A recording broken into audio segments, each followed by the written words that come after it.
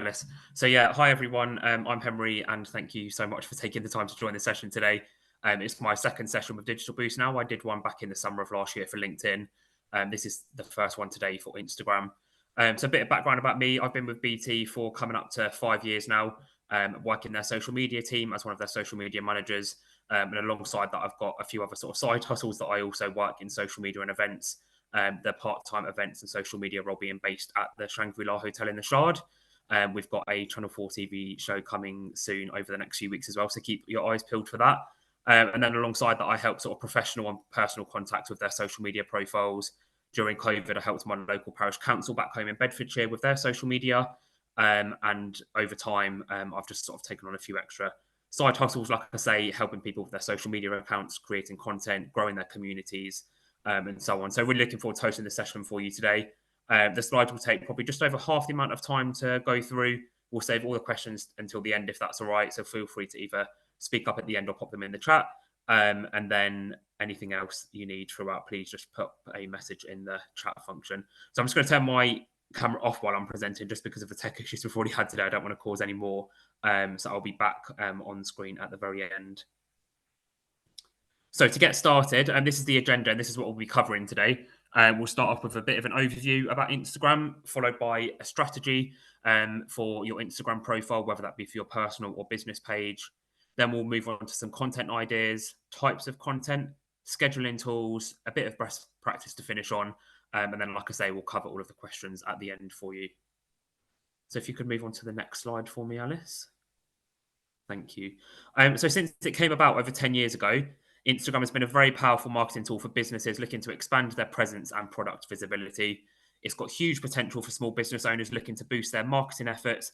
And because it's a highly visual platform, it couldn't be better suited towards showcasing your products and services. More and more people are using the platform now than ever before, and businesses of all sizes can thrive from it. You can make money, become more relatable, build brand awareness, increase visibility, engage with customers, and keep an eye on your competitors all at the same time. So just a few sort of stats on the screen on the right side there to get started with. According to Social Media Examiner's 2021 Social Media Marketing Report, marketers rank it second in importance after Facebook, and 64% of marketers plan to increase their activities on Instagram over the next year. So pretty staggering figure there. According to Instagram, 90% of users follow a brand on the platform. So pretty much everyone that uses Instagram follows some sort of brand or business on there. According to data commissioned by Facebook, 54% of people have actually gone on to make a purchase after seeing a product or service advertised on Instagram. And then lastly, Instagram is particularly well suited towards small business owners who don't actually have the time or budget for expensive marketing campaigns. Unpaid or organic social media marketing allows you to grow your customer base without a dedicated marketing team or a big budget. Just a free account and a decent smartphone camera, all you really need to get yourself started. Next slide for me, Alice.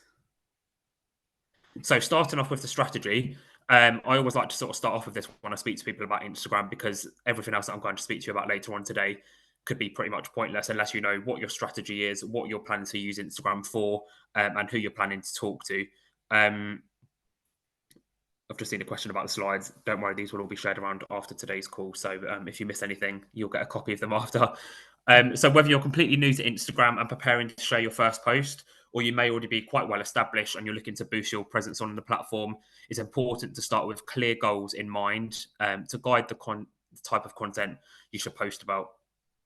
So there's no point in worrying about too much, like I just said, about everything else I'm going to speak through today, if you don't have a clear strategy as to why you want to use it or what you're going to talk about. There's an endless amount of content you could post. So setting goals will help define your Instagram marketing strategy and narrow down your focus, making it a lot easier to choose what to post about. So here's a few common goals small businesses might choose when it comes to the strategy. So you could want to use Instagram to increase your sales, grow your audience, improve brand loyalty, increase brand awareness, drive website traffic, and lastly, establish business partnerships, either with influencers or other complementary brands that you may already work with or you may want to work with. So I wouldn't necessarily worry too much about ticking all of these off to begin with. That may look like a lot. I'd probably suggest picking one or two to begin with, ensure you're comfortable with them. And then when you've sort of nailed those and you feel comfortable posting about them on a regular basis, then maybe pick up another one, maybe once a month or maybe once every other month. These are only examples anyway, so there may be other sort of strategy ideas, but these are the sort of most common basic ones that most people tend to start off with. And then once you know your goals, it can be helpful to choose themes that guide your content and align with your audience. And then your brand will become a lot more consistent, and your audience will actually know what to expect as well, making them a lot more likely to interact with you and your brand, your content, which now leads me on to the different types of content you can actually post about on Instagram. Perfect. Thanks, Alice. So, content ideas. Um, a lot of people say to me they don't post as much as they'd like to on Instagram, especially when it comes to managing a business account, because they simply don't actually know what to post about. So I've started off with some of the most basic, common ones here that a lot of people tend to post about when it comes to Instagram content. I'd always recommend using your audience's interest to inform your content pillars so that it makes sense with your brand. One of the top things people say to me, like I just said, is they don't actually know what to talk about because they simply don't know what to post or where to create the content, how to talk about it. So all of these examples here on the right, starting off with behind the scenes content, that can always go down really well depending on what your business is, what sort of products you produce. That can be really interesting. User generated content as well, as known as UGC. So that's content that other people may post for you, some of your customers. Some brands are really good at doing this. It One example that I see quite a lot now is when sort of you send a physical product out to someone. If you include an invoice or receipt or some sort of business card, always sort of include a note to say, if you post about this on social media, please remember to tag us at, and then you're basically asking that person to advertise your products for free pretty much. So that's what user generated content is. And you can then share that from your page as well. So you could share that as a post or you could share it as a story. Polls and surveys, something that's really popular on the Instagram story feature. Giveaways and competitions, another great way of boosting your presence, getting your name out there, getting your sort of engagement up, your followers, if that's what your sort of strategy may be. Product demos. So this could be done via a reel. You could do it as a recorded video. You could do it as an Instagram story. Could be an Instagram live even. And then you've got educational content, culture focused content, customer stories, testimonials, reviews. These can also be sort of posted via the story feature, and then you can save them as a story highlight. Or if you prefer, you could do them as a post and make them a carousel so they stay on your page permanently. Product launches as well, motivational content, and then lastly, mental health content, something that more and more brands and businesses are posting or starting to post a lot more about in today's society. Next slide for me, Alice. So after that, I've included sort of a few real life examples of how some real life brands in sort of today's era are posting about their content using the different types that I've just spoken about. So here, this travel backpack company are sharing a sneak peek of an upcoming product design. Fans of this brand flooded the comments section. As you can see, it's got over 100 comments there to show their support and feedback on the design. This is a really great way to encourage engagement and build up your community because you're sort of teasing your customers in a way, especially sort of fans of this brand that may love sort of new releases, new product releases, and so on. It's a very basic design, doesn't show you the color, the sort of fabric, and so on, but you're teasing your customers. And like you can see on the post there on the right, it's had over 100 comments, so it's clearly done very well. Next one for me. Interest-based content. So content pillars can be interest-based, like productivity, like this one on the screen here. So this task manager app posts regularly productivity tips like this one that I've included, often introducing their take on better ways to spread their mission. This is a very simple design, as you can see. Some people may not know where to get started when you post this sort of content, but something like this can be easily created using a free app like Canva. You could even do it on Microsoft Word or PowerPoint and then just save it as an image. So fairly easy to sort of create this content. Next one for me, Alice. Product launch content. So for interest-based content pillars, this brand called Girlfriend Collective tends to make posts about diversity, body positivity, beautiful nature spaces, and sustainability to move its mission and their brand message forward. So for content types like this, the brand uses user-generated content to keep a relatable feel and product previews to build hype around their launches, like this one here, where you've got 3 models sort of testing 3 different outfits. Here, they're representing different body types in a nature space as part of a recent product launch. Next example for me. Educational content. So fairly similar to the one I showed you a moment ago. This is literally quite simple text on a plain background here. This meditation app called Headspace posts educational content about mental health. Again, something that can be very easily replicated using a free app that already exists called Canva. I use that quite a lot for my own content and brands that I help create content.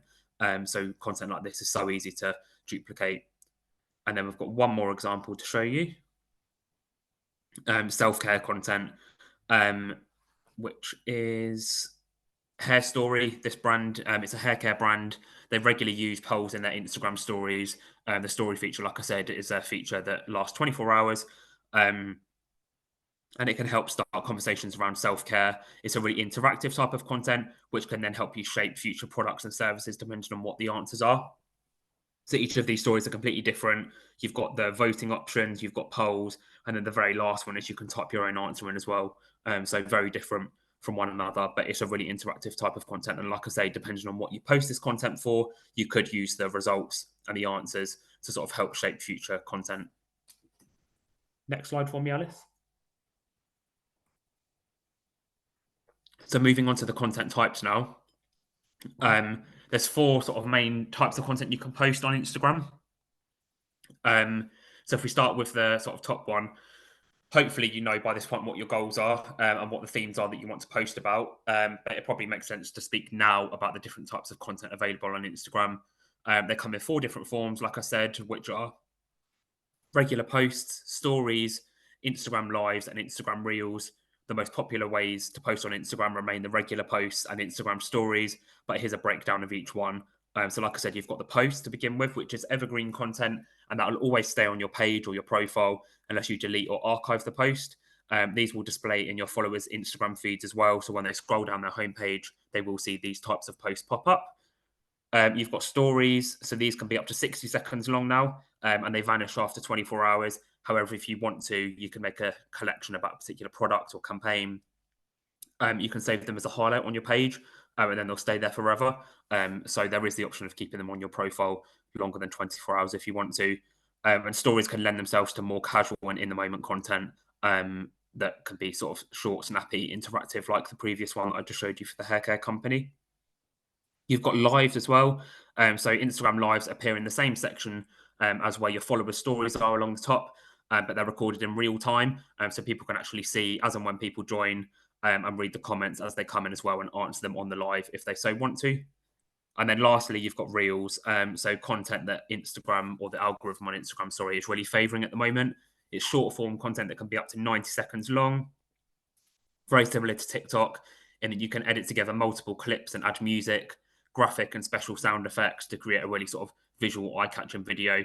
As much as they can be up to 90 seconds long, I don't sort of recommend they be any longer than around 15 to 20 seconds if you really want to just get the message out there, because that's the sort of main attention span that most people focus on when they watch a reel on Instagram.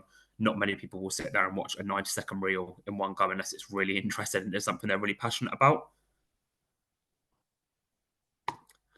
Next slide for me, Alice. I also thought I'd touch on scheduling tools, something that not many people know much about because a lot of people think they're only for sort of big corporate organizations, but actually they are also for small businesses and individuals as well. They don't have to be for sort of huge corporate companies that have millions of pounds to spend on software like this.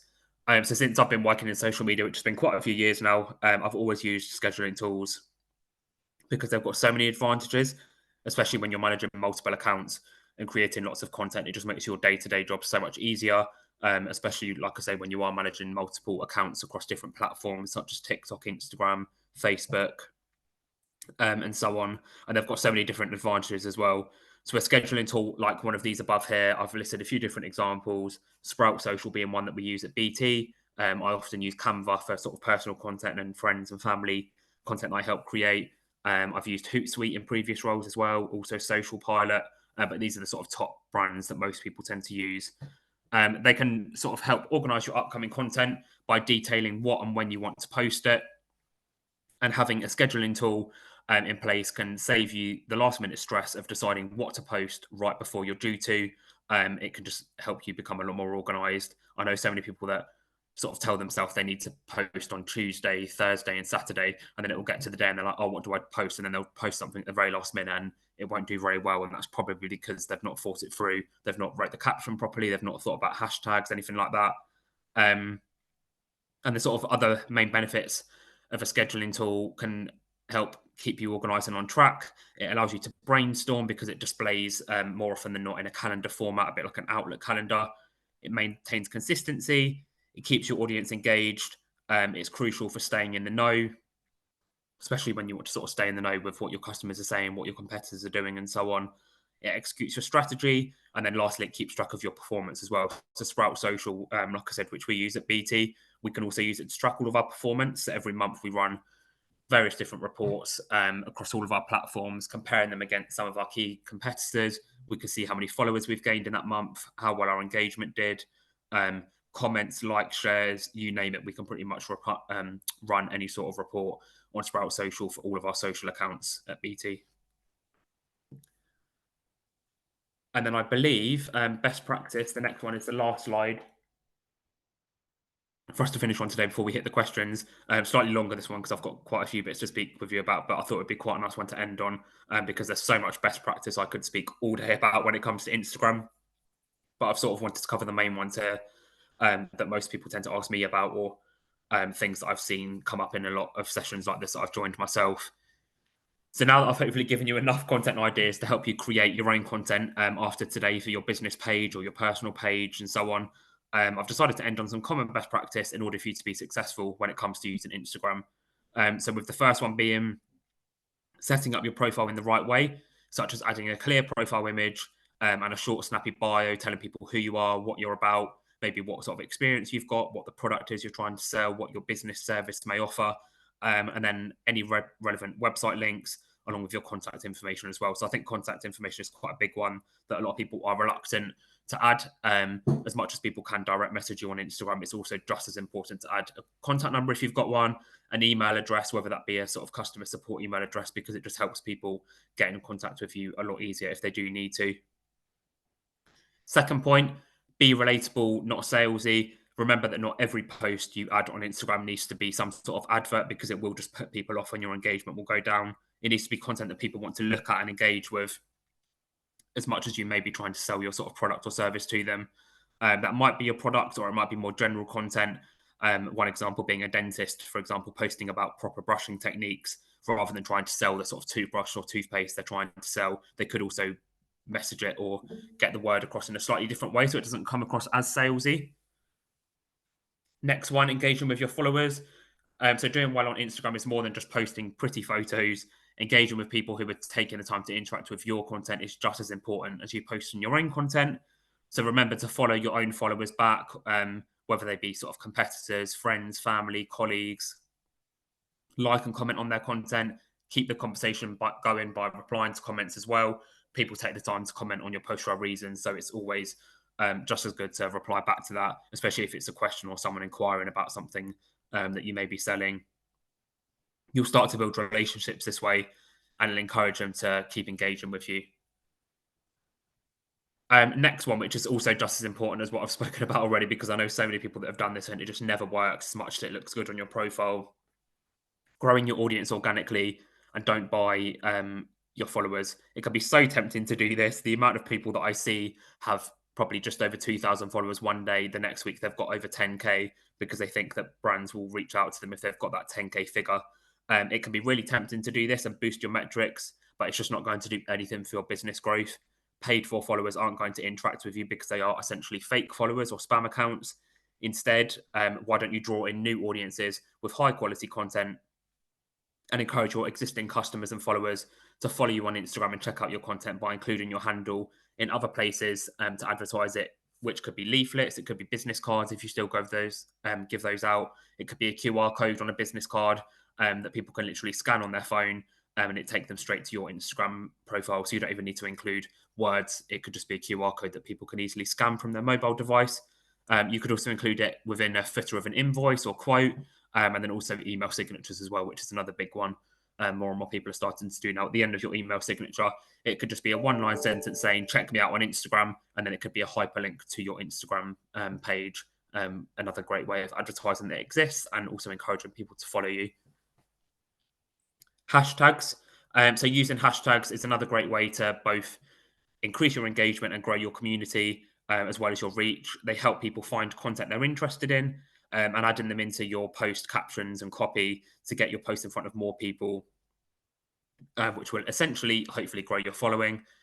When thinking of which ones to use, you can do a search on Instagram and it will tell you how many posts have that hashtag or how many times it's been used in the past, which is a good indication of their popularity. And if you own a local small business, maybe even consider using hashtags that are specific to your area, such as the sort of town or village, county that you live in, because it will help people around that area find your business a lot more than the sort of bigger generic hashtags that may have been used by God knows how many million people. And then another content type here, carousels, which more and more people are starting to use. And the really great feature about carousels is if people don't engage with a carousel the first time round, or if they may miss it, it will then come back up on their newsfeed later on, which doesn't typically happen with a standard post or a reel. So if they don't interact with it the first time round, it will pop back up. It will feature one of the other photos or videos within that carousel. Something that I've actually only learned myself recently. I didn't know this until not long ago. But they basically act as a small photo album and enable you to show up in your followers' feeds more than once. Viewers can scroll through the images, but if they don't, like I said, they'll then pop back up at a later date, which essentially encourages people to engage with the post for a second time if they may have missed it the first time round. Posting regularly.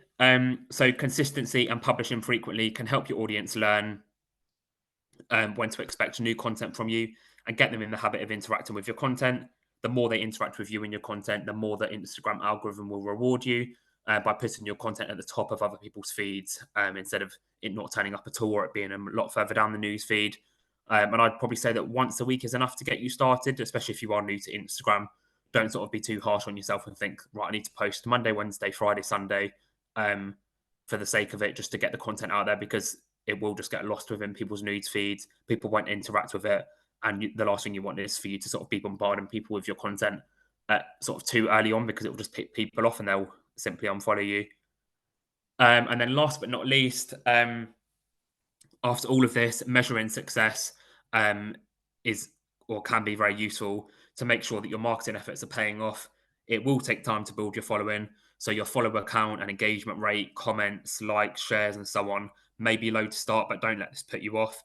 Keeping track of your followers and engagement over time to make sure you're sort of growing, doubling down on what your followers want to see is really important. And you can simply do this by using one of those scheduling tools. A lot of those allow you to do that now.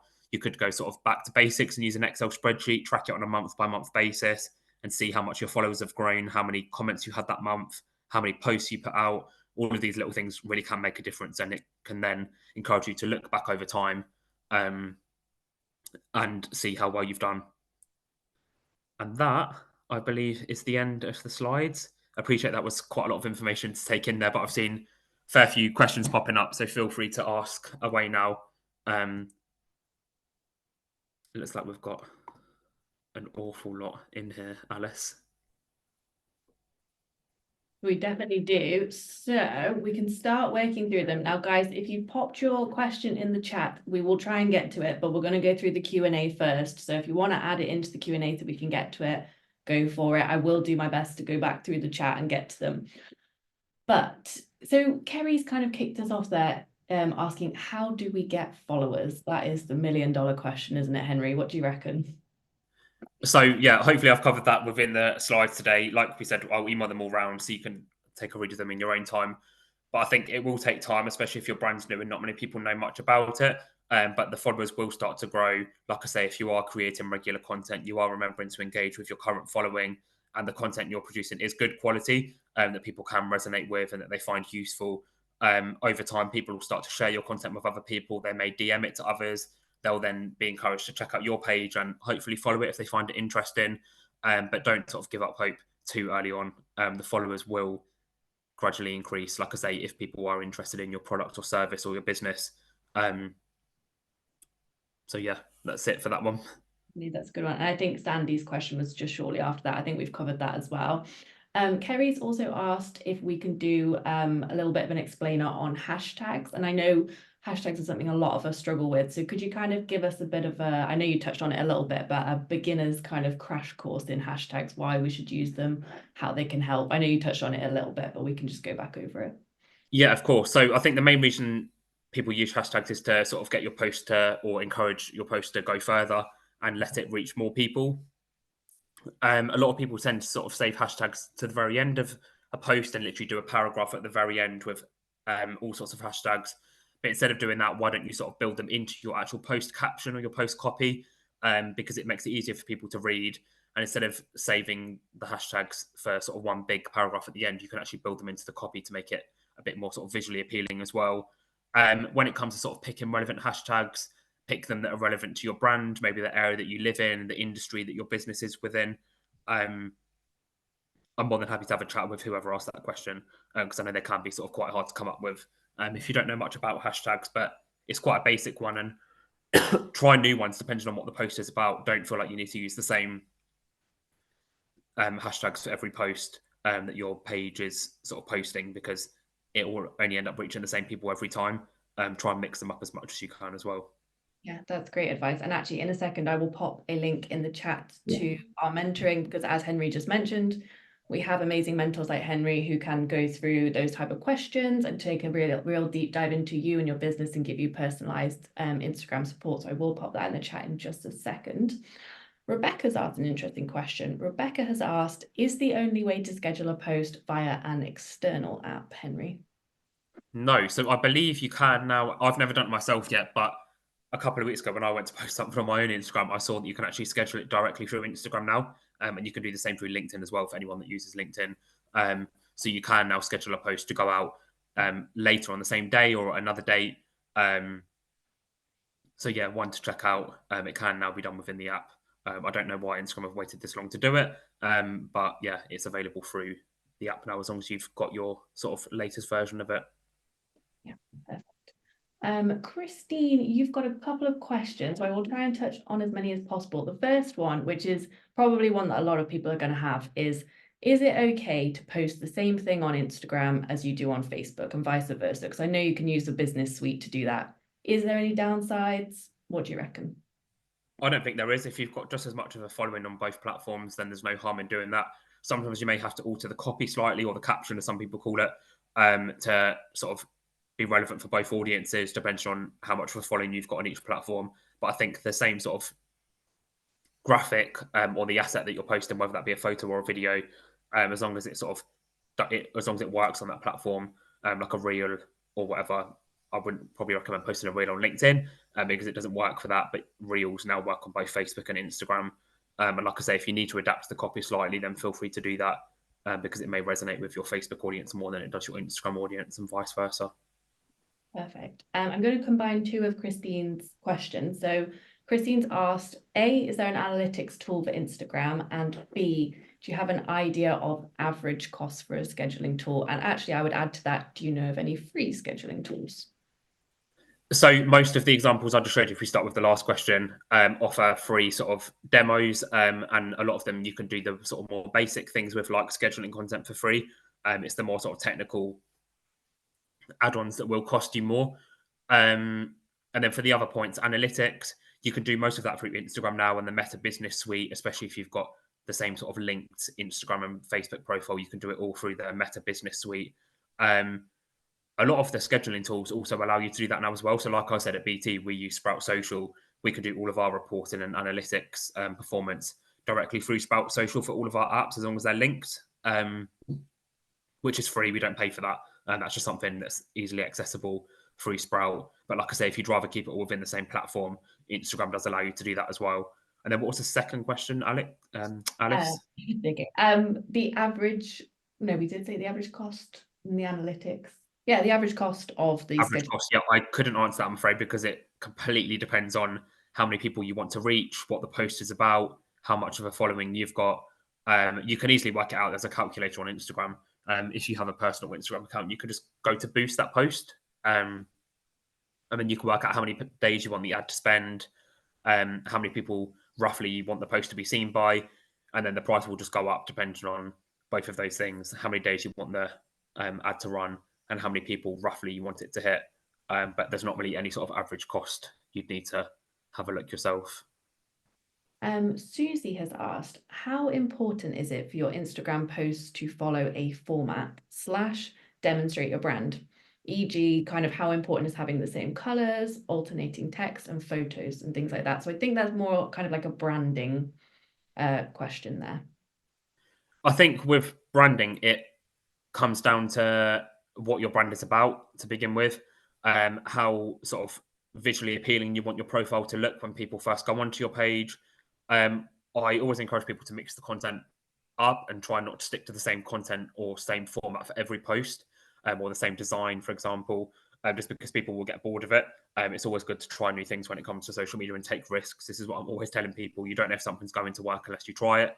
Um, so it may be that if you have a content calendar, you schedule for maybe one reel to go live one week, one static post to go live, one carousel to go live. You post sort of 3 to 5 stories a week, and just sort of mix the design up throughout all of them. But yeah, with the design, I'd probably suggest that you don't stick to the same one every time, where you have the same banner along the picture, along the bottom of every picture, the same text, the same title. Your company logo always goes in the top right hand corner, because for me, I just personally don't like that. And I don't think it looks great because people will get bored of it. So yeah, happy to have a separate conversation with whoever asked that question, if you want to actually show me your page so I can take a look. Yeah, fantastic. Chris, thank you for popping your question over into the Q&A for us. I saw this one before. So Chris has said, would you recommend following competitors and commenting on their post, assuming that people who are following them might also be relevant to you? Yeah, why not? You can only try and see if it works. We do it at BT with some of our competitors. With the likes of M&S and Colin the Caterpillar, look how much marketing that's given them between M&S and Aldi. That's worked really well. That's a great example. Appreciate that can't work for every business and every industry, but that's a great example of how well it can work. Because as much as it is quite sort of political and a hot topic, it's given both businesses a lot of exposure there, and people have been following it quite a lot, especially on Twitter, because it's like the two brands are having a public argument or a public debate. But yeah, give it a go. If it doesn't work, then try something else, but you can only try and see what happens. Yeah, I must admit, I was avidly following the free Cuthbert on Twitter for a very long time. I think most people were, weren't they? Yeah.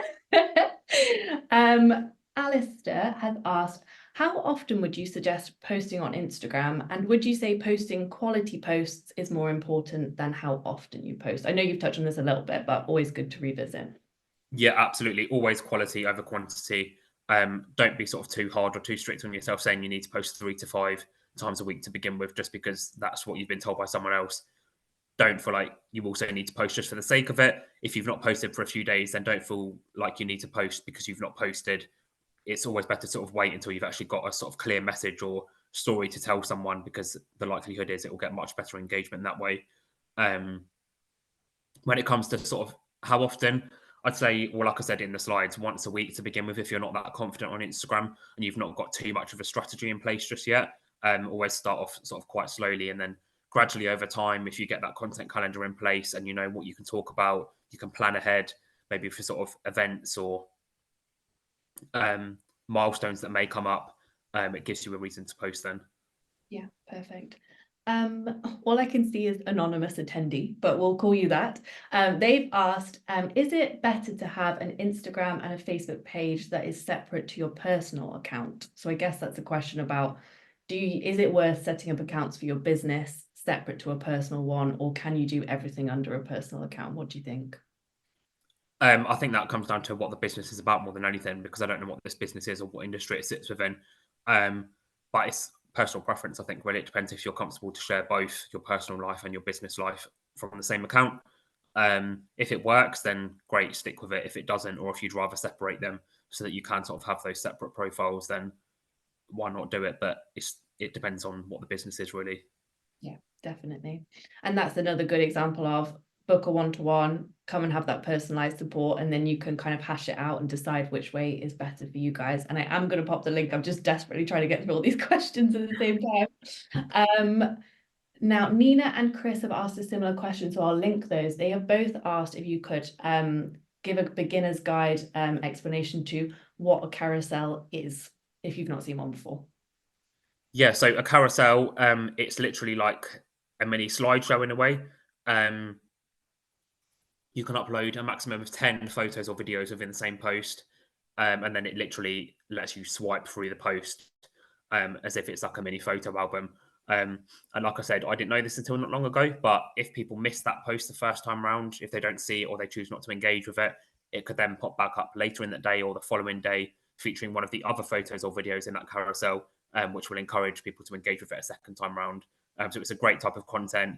It's nice if you've just been on a holiday and you want to upload more than one post, but in the same, well, more than one photo, sorry, but within the same post. I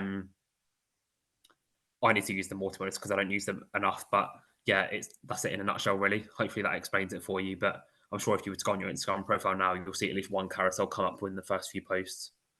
Definitely. Just looping back to hashtags, and I'm quite interested in this question as well. Rebecca has asked, should you be using hashtags on stories and reels as well as posts? I've definitely seen people using hashtags in stories. Does it work? Is it worth it? So with stories, it's all well and good using them for stories, but it probably won't make much of a difference on your sort of growth or engagement unless you've got a public profile. So if it's private, then I wouldn't suggest using them in a story because you just won't get any benefit from them. But in reels, definitely use them the same way you would in a sort of standard post, and always try and make them relevant as well, local to your area that you live within, especially if you are a local small business, like I said earlier on. But yeah, no harm in using them in reels and for stories. You can use them, but if your page is private, then there's no benefit in doing that. Yeah, no, I like that. Tony, who is also one of the mentors in our community as well as a mentee. Hi, Tony. Tony has asked about posting videos and reels with tips. He's worried about the quality of the video. And I definitely hear this because I think when you're a small business owner or you're doing the social media, you're competing against big companies. Like I saw one of Gymshark's reels recently, and the quality, they've definitely got a videographer, is amazing. But when you're just one person making your own reels and you're doing the dancing, the pointing, and you're kind of thinking, is mine as good quality? So in your opinion, Henry, is there kind of an importance to the quality of the video producing? Is it a case of just throwing reels out there and it doesn't matter so much about the quality? Or do you think you need to be having those high quality videos to have impact? I think the quality, yeah, can play quite a big part in this. Antonio, I'm happy to have a separate conversation with you about this if you like, because we do know each other, obviously. But yeah, I think Instagram itself can be really good at creating reels because you can pretty much do everything within the app. I actually use an app called CapCut, so CapCut. I'll pop that in the chat. That's the app I use to create most of my reels, just because I actually find it a lot easier to use than Instagram.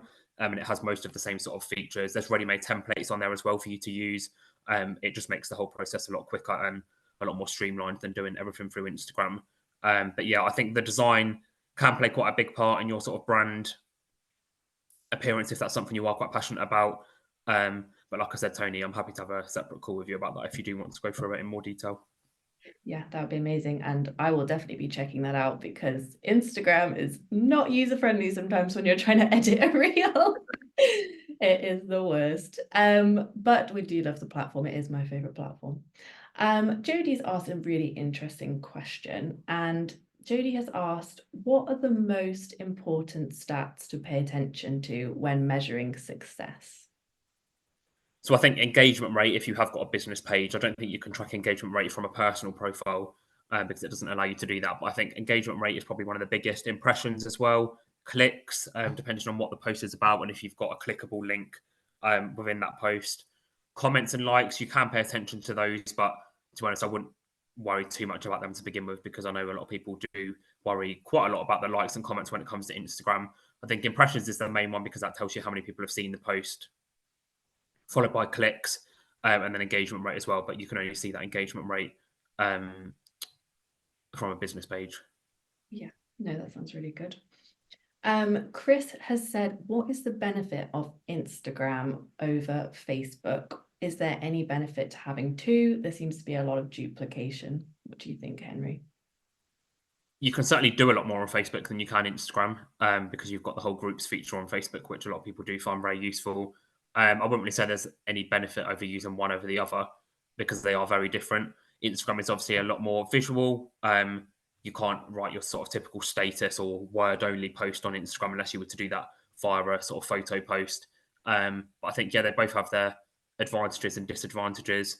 My personal favorite is Instagram just because I love taking photos, I love editing photos, creating reels and so on, which you can post reels on Facebook, but they just don't really have the same effect and same engagement as what they do on Instagram. But yeah, they're so very different from each other. I don't think you can even really compare them, to be honest.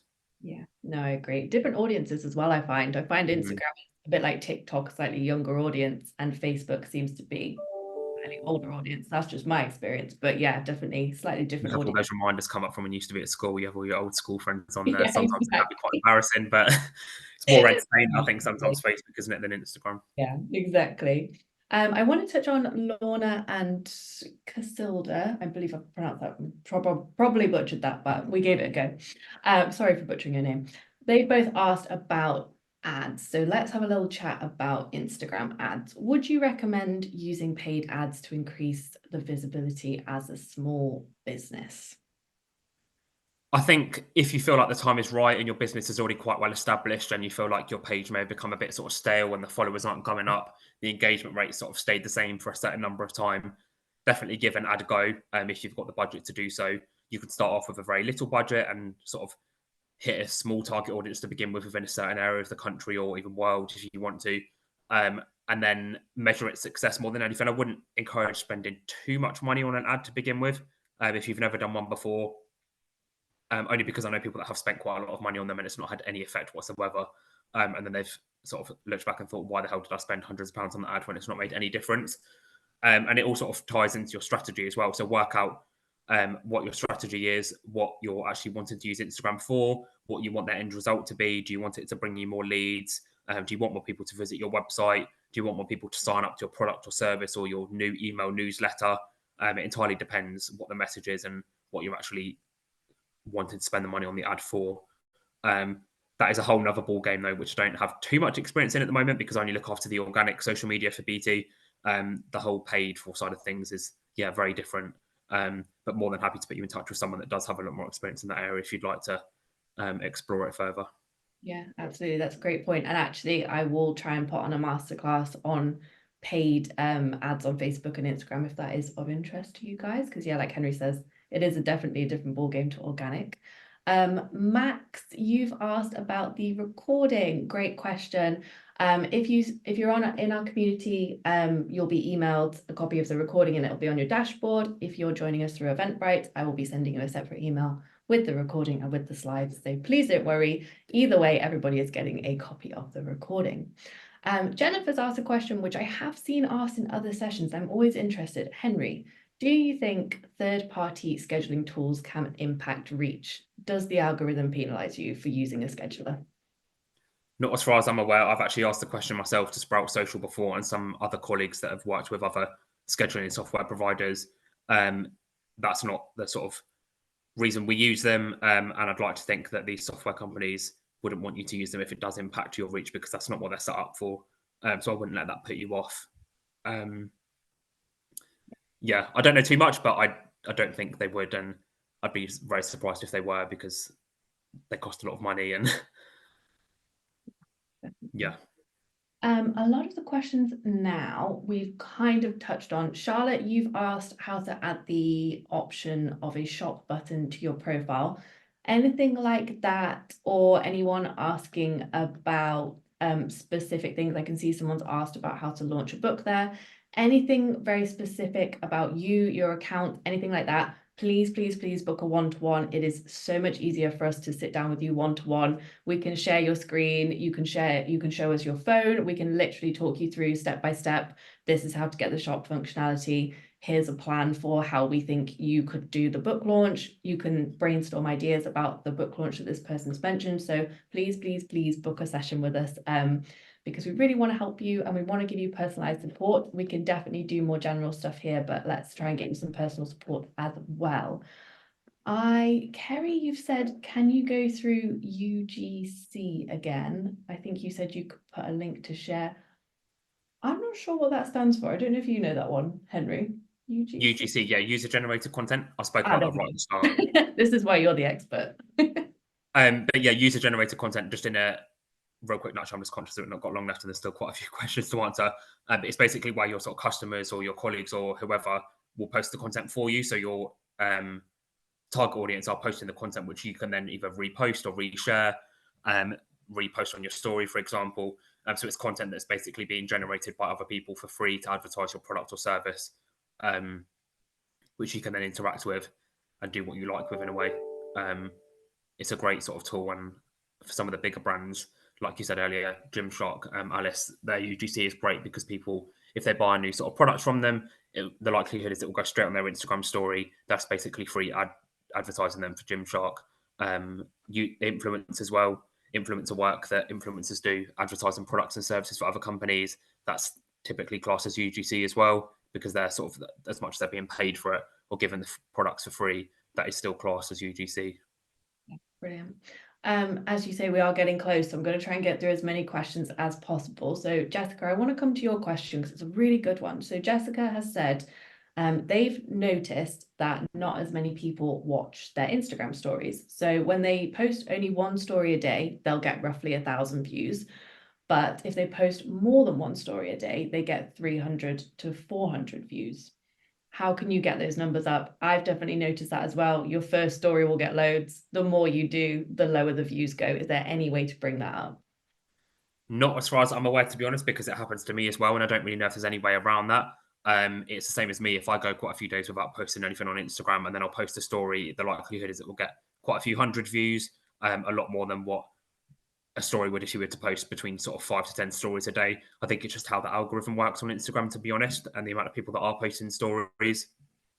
I do have some people on Instagram that will post probably 20 to 30 stories a day, and can be quite painful sometimes looking through them all, because there are other ways of being able to post content rather than just posting everything on your story, because people just won't look at it. It won't get the same engagement. Clearly, like what you've said there, it can go from 1,000 to 300 to 400. So why not turn that into another type of content? It could be a reel, it could be a carousel, like I said earlier. You could even do a live, and just advertise the content in a different way if the stories aren't working. But I don't know the exact reason for that. I'm afraid it's clearly just the way the Instagram algorithm currently works.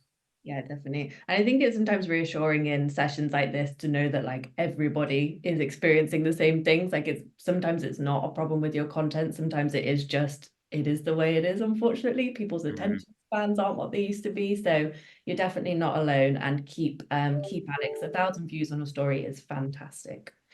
Sarah, I want to come to your question. It's another one about hashtags, but I like this one. So Sarah's asked, can you make up your own hashtags, or should you just use the ones that come up when you type in? You can use your own, and there's no harm in doing that whatsoever. I don't know if you've seen, but people that get married nowadays will sometimes come up with their own hashtag for their wedding. It's usually a mixture of the two surnames, and then they encourage everyone that posts about their wedding to use that hashtag, because then it's an easier way for people to find it on Instagram. So if you were to search the hashtag Wadsworth, for example, which is my surname, hopefully not many people have got that as surname, but if you were, then it would just bring up everyone that was to post about that hashtag. So yeah, don't be afraid to create your own. You can create a hashtag about anything. Um, is that the same person that's just asked a question about would you recommend any trending hashtag No, that's sites? another person Chantal. actually, but go for that question, definitely. So would you recommend any trending hashtag site? Is that meant to say sites? So Um, You can, especially if you're struggling for inspiration. I sometimes do it as well. Try not to use, like I said earlier when I was presenting the slides, too many of the ones that come up that have had like over 1 million uses, just because your content will get lost. If it's a really sort of niche product or service that you want to target a particular audience, then, like I said, create your own. Don't be afraid to do that. And maybe use some of the ones that have only had a few sort of 100 or 1,000 uses instead of the millions, because there's not really much benefit in using that. Otherwise, people just won't see it and it will just get lost within everything else. I want to jump to Camilla's question because I think this could be probably the last one we squeeze in. So Camilla has asked, if you really don't want to be on Facebook for your business, are you missing out if, for example, you're only using Instagram and you're not on TikTok and you're not on Facebook, or you're only doing TikTok and Facebook and you're not on Instagram, you're not on LinkedIn? Are you missing out by not being on every single platform? It depends what your product or service is, to be honest, and if you think that you've got the audience there on Facebook. Um, it may be worth giving it a go if you feel like your Instagram has gone a bit sort of stale or it's not grown over time. Why not set up a new page on Facebook? Because you can easily link them together and then post the same content on each, like we spoke about earlier. You can then link them together on the Meta Business Suite as well to make it easy for you to keep track of both pages. But whoever asked that question, I'm happy to have a separate one-to-one with you about Facebook, and we can explore the options as to whether we think it's worth it if the business need is there, if you've got the audience there. But yeah, feel free to get in touch and we can have a chat. Perfect. There's one more from Bottleby that I want to touch on, because I think a lot of people have been subject to bots probably over the years. There are a lot of bots around on Instagram, and Bottleby says, I have a decent amount of followers, but I think a lot of them are bots. Is there a way to tell who is real, and is it a good thing to remove them? Because, you know, you're always thinking, I've got a lot of followers, but if they're bots, how much is it actually affecting me? And I think you touched on this a little bit, but go ahead. That's why I spoke about the paid for followers earlier, that people think is a clever idea to buy, because it just really isn't. As much as it looks good to have thousands and thousands of followers, they're not real followers, so they won't engage with your content. And it makes me laugh when I see that people have got 15,000 followers and then you'll start scrolling through their posts and they've got 10 likes and no comments, or one comment and 5 likes, because they're clearly fake followers. If you had that many engaged followers, then your post should be receiving just as much engagement.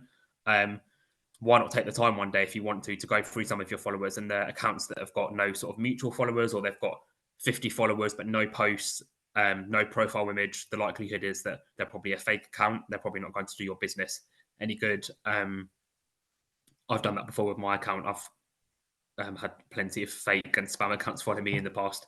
And sometimes it is worth just going through and removing them. You can do that on Instagram now, by the way. You can actually select for someone to unfollow you. So instead of you unfollowing them, you can also make them unfollow you as well. But yeah, I definitely suggest doing that if you do have the time to do so, because it won't increase your engagement whatsoever. And if you are someone that does like to keep track of your engagement and your stats and analyze your performance, the more sort of engaged followers, the better, really, because it will eventually impact all of your other stats.